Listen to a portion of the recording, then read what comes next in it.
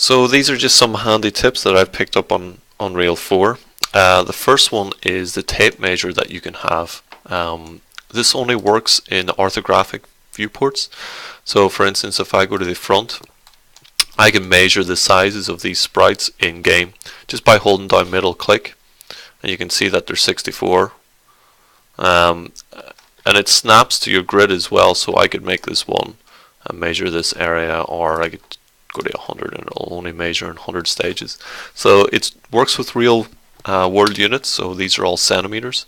It's really handy if you're ever going to make anything in 3ds Max and it has to be a correct size. You can measure it in Unreal 4 and then use those measurements for your model in 3ds Max. Another cool trick that you can use is the viewports. You can set that up like 3ds Max or Maya, one of those programs, or you can maximize or restore your viewports so you can have different views. So for instance, perspective, left, front, top, and then you can maximize any one of these views here. You can also change the settings. So if I want to go into a different view mode, I can click in here, wireframe, detailed lighting, lighting only, or you could go into reflections and see what they look like in your game. You can see that they've also got hotkeys for them on the right hand side. Another cool thing in here is that you can set to see the player collision.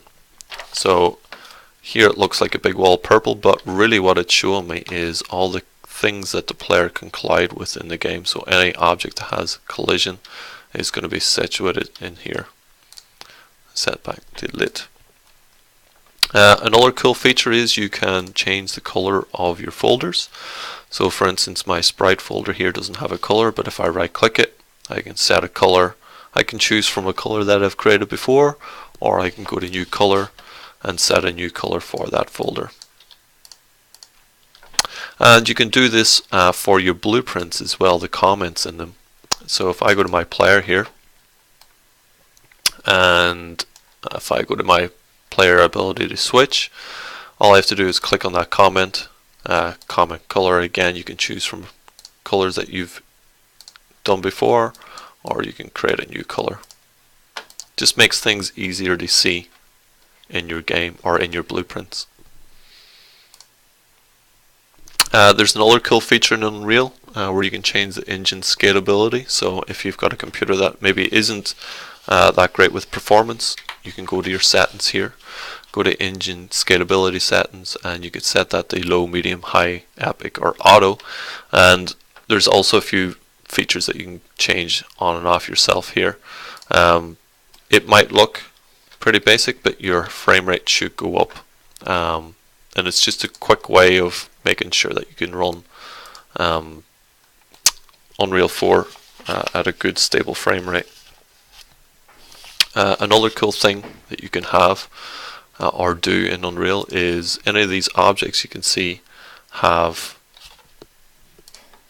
an icon. Okay, some of them you might want to give more prominence to others, and you can do that by selecting your object, and then in the editor billboard scale you can make this bigger or smaller.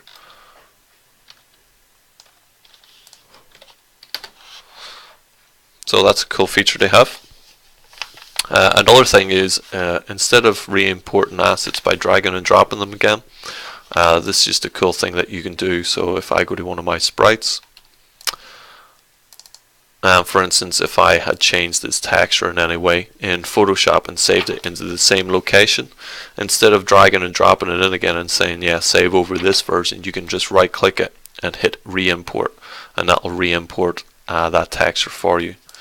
Another thing that you can do, which is really cool in the editor, if I have a heap of sprites that I know I want to change all the same settings in them, so for instance the pivot I wanted to change, instead of being in the center to being in the center bottom, I can right click when I have all these assets selected, go to asset actions, and then I can go to bulk edit via property matrix. It's a big long-winded name, but basically anything in here now that I have selected, I can go over to these settings on the right, and if I change any of them, it'll change it for all those sprites, so I don't have to do it individually. Another cool feature is you can use math expressions in, for instance, these dialog boxes. So for instance, if I have my y set to 0 on this block, I actually come in here and I could say plus 20 and hit enter, and it will make it 20 centimeters. I could then grab that and go, I want to multiply that by 200, and it'll set it to 4,000. Or I can divide in here as well by hitting 2, divide by 10, and it'll make it 400. And you can do that for, you know, this scale. So if, for instance, if I wanted to make these 5 times as big, I can just multiply this by 5 and it'll do it for me. It's just a really cool feature to have if you ever need to multiply, divide, or add, subtract in the dialog boxes. You can do that really quickly. Another cool thing that you can do in the editor, which not a lot of people know, is you can Marquee Select. So for instance, if I wanted to select all these bricks here, I could select them individually by clicking and holding Alt, or I can hold down Control and Alt and select over a marquee, and it'll select them for me. So again, that's Control and Alt. When you hold those down, that'll do a Marquee Select.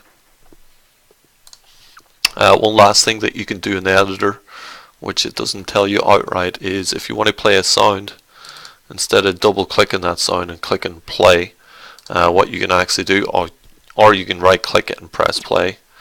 But if you've got a lot of sounds and you want to find the right one, all you have to do is hit spacebar and it will play it for you.